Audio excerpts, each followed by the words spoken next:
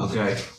Good morning, everybody. So let's. Recording in progress. Okay. Again, just to remind everybody as you come on to please make sure to mute yourselves, and that way we have a good and productive meeting this morning. Okay. So before we get to questions, let's talk about some good news, and we'll go on from there in terms of what's been going on. So.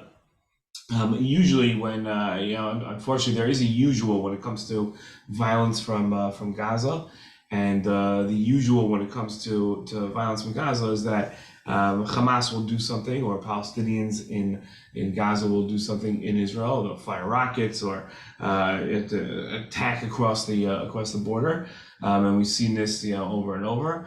And then what happens from that point on is that Israel retaliates and they strike, and then people like to call that the cycle of violence. And then Israel retaliates. Israel is obviously much stronger than Hamas. So Israel retaliates, and then the world steps in and sees Israel's show of force and says to Israel that you've got to de-escalate. Let's bring down tensions. Make sure that we can lower the tensions, and that way we don't have to watch as many people in Gaza are killed. And then Israelis feel that there's a double standard where the rest of the world is allowed to defend themselves and Israel isn't. We're not seeing that now, which is an incredibly powerful thing, that we're not watching. We're not hearing calls for de-escalation from the world, and that's a very impressive thing, and we'll explain why that is going forward. But right now, what we saw yesterday was essentially global support for Israel that is unparalleled in Israel's history. We've never seen the world come to support Israel like this. And what I mean by that is we're not seeing calls in the United Nations, not for the United Nations Security Council to come into special session, not for the United Nations General Assembly to come into special session. Even the normal actors that hate Israel, that take steps against Israel, we're not watching it happen. And in fact, yesterday, the United Kingdom and France and Germany and America released a joint, sorry, not Germany, I think Italy released a joint statement supporting Israel's right to defend itself. And so that's an incredible type of show of support that it's unprecedented. And then we watched as in the morning the White House was lit up blue and white, that's an incredible gesture. It's a gesture. It doesn't turn into anything, but it's a gesture that Israelis found incredibly supportive. So that was very. And then President Biden's speech, which stunned Israelis. You felt in President Biden's speech that we had a true friend in the White House who understood what had occurred, understood what has to happen going forward, and is going to make sure that Israel has this is what we need for the United States. We need for the United States is making sure Israel has the resources to defend itself. And it was clear that President Biden understood this was not the normal type of attack that we're used to seeing. This was something completely different than what we've seen in the past, and has to be dealt with differently. So that's really it feels in Israel like we're being supported by the world, which is not the feeling that we usually have. I know that many of you are seeing on your college campuses, or you're seeing in the news rallies, but that are anti-Israel or supporting the Palestinians. Those people that are doing this, that are they're not in the mainstream. They're outliers. The world. I've been being contacted by people all around the world, all different types of people. They get this. They understand. They've seen the horrific images, and they're saying, "This is where I want to explain what's different this time than in other times." In other times, nobody really understood what the enemy looked like, and the images of the enemy were of poor children in Gaza being bombed. And that's who everybody assumed the enemy was. Today, the enemy are terrorists who came in and killed innocent people. and the world gets it. The world understands that. And Hamas made a serious mistake. Hamas could have had a tremendous victory had they just simply crossed the border and focused their violence on Israeli soldiers. Had they killed 50 Israeli soldiers, the world would have supported Hamas on this one and said, okay, Hamas, the Gazans were oppressed and Israel were the oppressors. And after so many years of oppression, they rebelled and fought off their oppressors as Israeli soldiers. But instead, what they did was they went after civilians. They went after the innocent. And the world looks at that and says, that's not the actions of people who are freedom fighters. Those aren't the actions of brave martyrs. Those aren't the actions of people that we would ever want to support. These are the actions of horrific, horrible savages. And that's nothing that we're not on board with that. And Israel should be able to wipe those people out. That's what should happen. So when you're watching this and you're seeing this, so then people get why this is different, and that's why Israel is experiencing this level of global support that it never had before. And that's if you could look at the good news, that's a very good news. Other good news, we've gotten rid of the terrorists from within Israel itself. I never thought we'd ever have a situation where we'd have to say such a thing, that we'd have terrorists that are running along the streets of Israeli cities. But that is what we had. We had complete cities and towns overrun. And now those cities are cleared of terrorists. Those people are now, a lot of them aren't returning home yet. Those are not places they want to be yet. Don't feel comfortable going back home. Very understandable. But now Israel can be confident that we've gotten rid of the terrorist threat that has crossed over the border. The border is sealed. Israel has found over 1,500 terrorists that have been killed by Israeli forces inside of Israel. So you're talking about a mass force. That means that 1,500 fighters terrorists crossed over the fence to commit terror attacks. And Israel has now eliminated all 1,500. They're all dead. There are also many captive. So that's also a very, very positive development, that we now can say that our border is secure again, and that our towns are empty and devoid of terrorists. Okay, so that's a very good thing. Here's the bad news. And this, I think, for me, I was on a very positive, sort of determined, mental state yesterday, and this is where I think to a certain extent I was broken by this, and I'm not. And again, if you don't handle really traumatic, horrible news well, so then just leave at this point, because it's good. This is not going to be good. We're looking at between 1,000 and 1,200 dead. 1,000 is for sure, and they're thinking by the time we're done with this, that's 1,200. You have to understand that this isn't a continuous death toll that's been rising. This is in one day. That means that these armed terrorists went through city by city, and we're only starting to understand how graphic the images of what they did were now, when we're seeing the pictures of the bedrooms and we're seeing the pictures of the bodies. It means that they went through and were able to kill 1,000 to 1,200 people by gunfire. They weren't bombing them. There weren't mass types of explosives that were used that could wipe out 20, 30 people at a time. Each of these people that were killed had another human being, and I want to make sure this is clear, human being, who aimed a gun at them and pulled the trigger. So that means when you hear about children dying, it means that a member of Hamas, then a Palestinian, so make this clear, a Palestinian with full intent crossed the border, had a gun in their hand, aimed at a child, put the child in their sights, and pulled the trigger. They did the same thing with the elderly.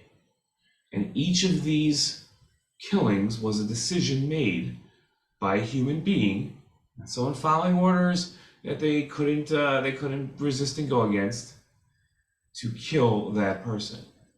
The amount of times that happened while being videoed and recorded by gleeful attackers is kind of beyond comprehension. There are 100 hostages being held. Those hostages some are soldiers, but most are civilians. Many are children. It means that a member of Hamas is holding, or a Palestinian is holding, other Jews hostage in their homes, in a bunker somewhere. It's horrific for the hostages, it's horrific for the families, and it's horrific that there are human beings who are doing this consciously. Let's switch now to security. Going forward, so I have to tell you, I am nowhere near. I'm nowhere near any of the fighting in the south. Right? We don't have rocket fire where I live. We don't have sirens where I live, and yet we're preparing, and so is every other Israeli city. We're in town, little towns, preparing for an invasion. I have, within a 5-minute, 10-minute drive of me, there are 30,000 Palestinians that live near me. Each of them, if they wanted and they joined together, could overrun our town. So our town we're buying more weapons. We are preparing for devastation. Today, I'm going to be trying to raise. My wife is, as those of you on this video probably know, my wife is the mayor of our town, and she's asked me to raise $35,000 just today to buy equipment to make sure that we're protected. I don't know where I'm going to get that money, but that's what we're preparing for right now. Hezbollah in Lebanon up north, and the Arabs here in what you want to call it, the West Bank, in Judea and Samaria, whatever you want to call it, have not acted up. They have not joined in the fighting. They understand that there's going to be zero tolerance for it. The rules of engagement in our area have changed. Yesterday I went to visit a nephew who's serving in the army, and he's serving deep in the West Bank in Judea and Samaria to make sure that Arabs don't act up, that the Palestinians don't act up, and the rules of engagement that they have to be able to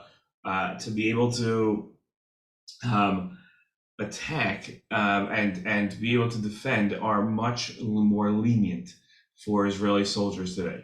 So we're all preparing for a second wave of an invasion. We hope that never happens, but we have to be prepared for it. And just to give you the mentality, so that means that we can't rely on the army to definitively defend ourselves. Okay, that we just simply can't know for sure that the army will will defend us if something happens. We don't know what will be there and available for us. So we have to make sure that we can defend ourselves. I mean, that's a massive project, and for civilians without military experience, like my wife, who's trying to lead towns, and each town has somebody like Eliza, my wife, who doesn't have the military background to be able to know how to defend a town, and has to turn to people within the town and within the country's leadership and say, okay, how would we stop an invasion of this nature? How do we make sure this doesn't happen? So that's what we're doing. That's the security mindset today. So that's interesting. Okay, and then the last thing I want to add in before I take questions, and this is going to seem harsh. I want to explain. Okay, racism, when we think harshly about another group of people, is where you generalize about an entire group based on the actions of a few. So you have a Bernie Madoff who rips people off financially and say, okay, Bernie Madoff did something wrong financially. He robbed and stole from people. He was a Jew, so all Jews rob from people. That's racism. There's another aspect of racism, which is assuming that that's a by nature that a person, that the group by nature is like that. So inherently Jews steal money. That's an inherent thing within Jews. It's not something that they choose to do. It's inherent within them. Um, that's how I define racism. Those two things: taking the actions of a few and bringing them out to the entire group, and assuming that it's innately like that.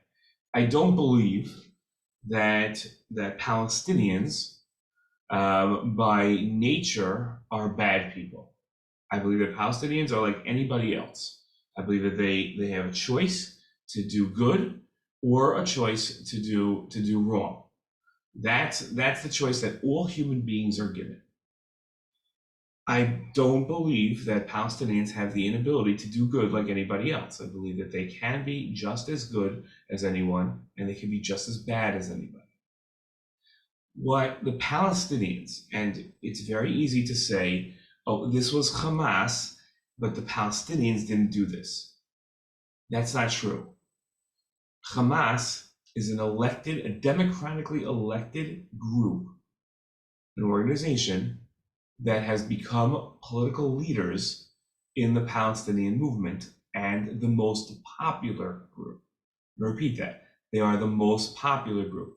They enjoy more support than any other group among the Palestinians. Palestinians understand what Hamas is and what it stands for. Hamas, as President Biden said yesterday, doesn't stand for Palestinian self-determination or a Palestinian state. It stands for the destruction of the state of Israel and the annihilation of the Jewish people. They say that straight out. When Hamas had the opportunity, and again, this was the Palestinians' choice of the organization to lead them. So when Palestinians had the choice and the ability finally to hit Israel hard, and they saw a vulnerability that they could expose and take advantage of, what they did was they acted as barbarians and savages. They did not hit our army. They did not try to take over areas and capture areas and annex them as to part of their land. What they decided to do instead was rape women,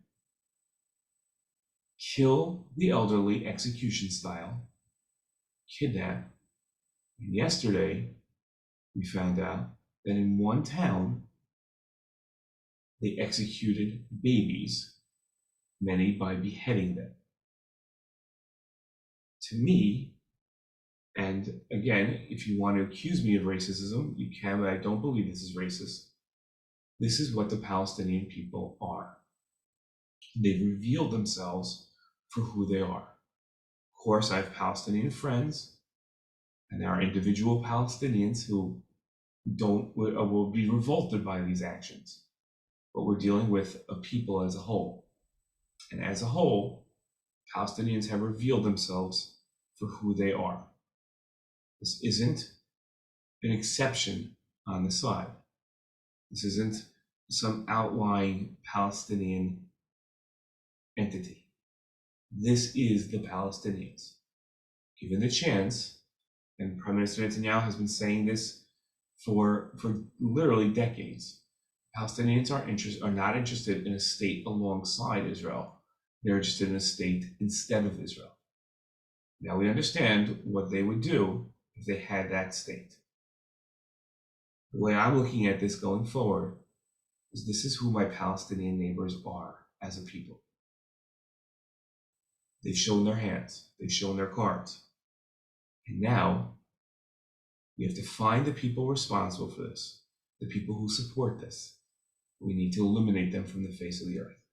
And that is what the Israeli army will be doing over the next couple of months. Okay, I'm going to go for questions now. So please put your questions in the chat. and I'll start trying to answer them. Okay, so the first question we have is, how long do you believe Israel has to respond before the world and liberal media turns on them? We're already seeing the Squad and others begin to sympathize with the Palestinians. Okay, so I really believe that we're at a point here that's different than ever before.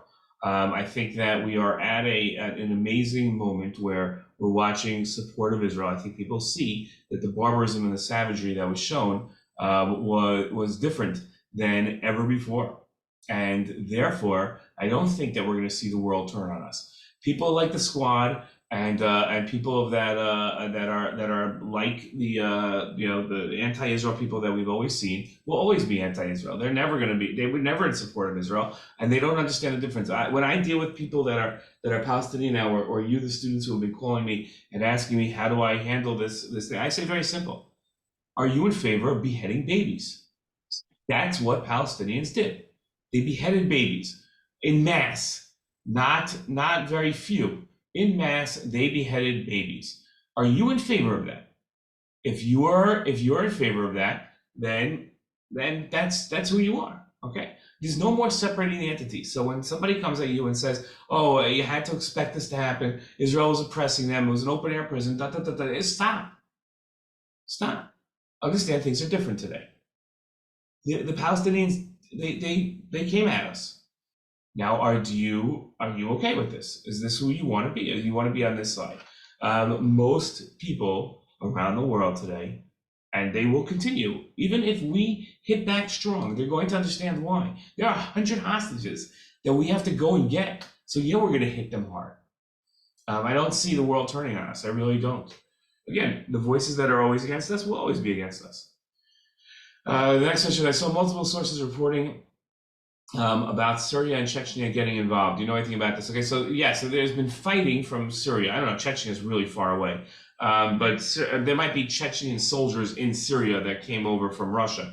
But yes, we've been bombed by Syria, and again, Syria is not a country anymore. It hasn't been a country in a couple of years, so it's not like the Syrian army is hitting us. There are armed factions within Syria, so they're the ones that are hitting us. And we'll just figure out where they're hitting from and hit them back.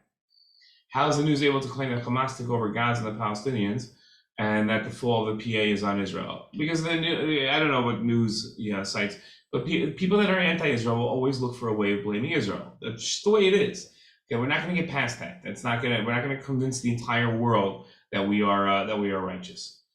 What do you make of the halting of the knocking on roof policy? Is it gone forever, or do you think that will come back? So what the question is referring to is that Israel used to have. I wrote a column about this. I think I posted it on my Facebook also, but it'll eventually come out as a column in some media source. That Israel, we try to always make sure that we limit collateral damage. We limit civilian deaths. So that means is that it is against international law to purposely aim for civilians. One, most armies will make sure that they will restrict and limit their own military objectives, compromise them in the efforts to make sure that they can limit civilian deaths. In other words, if we want to get objective A achieved, we will, but objective A would require civilian deaths. We're going to try to figure out a different way of doing it. Israel was the only nation to take that a step further, that even put its own soldiers at risk, compromised its soldier security in order to make sure that civilians in Gaza, civilian Palestinians, wouldn't be hit. I think that, I don't know, I never heard officially that the knocking on roof policy is over. I hope it is. That was what the call for that I wrote. Is it gone forever? I'm hoping that it's gone forever, because I'm hoping that we destroy and eliminate every one of our enemies, so we never have to go back into Gaza again. I hope that this will be a final, real death blow to Palestinians that want to kill us, whether they're called Hamas or they call themselves Palestinian Islamic Jihad, or whatever they call themselves. We're going to kill you right now and get you off the face of the earth. How long do you think this war will last? I know you don't know exactly, but the way it's looking, don't say my name. Well, the good thing is I can't say your name because you didn't write your name. How How long do I think this war will last? And again, I don't know exactly, but I think we're looking at months. I think we're looking at months here. I really do. What's the IDF's plan goals? It's to liberate Hamas? Yes. If so, the members in places like Hebron or Ramallah. Does it mean the IDF? No. So the IDF is going to try to eliminate all the members of Hamas inside of Gaza, and especially its leadership. And the IDF is looking for its leadership, and I don't care if you're in Qatar or you're in the West Bank or you're in Gaza. The IDF is coming for you. You just know that they are. That's their goal. I fear once scenes of the deserved death comes out, the world will change their mind. Okay, I hope that you're wrong. Okay, let's say a new Speaker of the House is selected. Well, there will be a new Speaker. How long do you estimate it takes for Israel's support package to be passed? Immediately. I'm pretty sure the elections for Speaker is today, and then they're going to put a package together for Israel immediately. This will have complete and total bipartisan support. You'll have Rashida Tlaib demand some time on the floor to be able to cry about her grandmother and the poor Palestinians, and I think the rest of the House is going to be completely disgusted by her. Do you think that America or other countries will join the fight? No. So here, I want you to understand something. Okay, Zionism and the creation of the State of Israel was the express purpose of ensuring that the Jews can defend themselves by themselves. We don't want other countries involved in the fight. We don't want troops. We've never asked for troops here. We'll never accept troops coming in. Okay, we don't want that. We will defend ourselves by ourselves. What we want from America is aid and high level weaponry that we can use to eliminate the threats against us. Do you think that other Arab countries will join the fight against us? Nope. And let me say you wrote Lebanon and Syria. Lebanon and Syria did not join the fight against us. Factions within Lebanon and Syria, but Lebanon knows that it will be completely taken out. President Biden keeps warning these countries, don't even think about getting involved. So I think that in those senses, I think America would bomb those countries if they got involved. What is the overall performance of the Israeli media been in covering this? Is there anything in particular that they're focused on? The Israeli media is focused on a lot of the human stories involved. There's been a lot of cases of Israeli media breaking down on air. We've seen that a lot of times. The Israeli media, it's interesting because the media from Israel are Israelis. I know that sounds like obvious, but it's not. What I mean by that is that they feel like Israelis. They feel like what the people at home are feeling. And sometimes the scenes are so horrific that they're covering that they just break down along with everybody else. Can you share your thoughts on whether this was Iran attempting to prevent the Saudi-Israeli deal? If so, where do you think that the deal stands at the idea of complete its mission in Gaza? So yeah, I think that, look, Iran doesn't need an excuse to kill Israelis, and doesn't need an excuse to attack. I think that I have to imagine, again, I'm not an expert on this, and I haven't spoken to any members of Hamas in the leadership positions as to why they did this.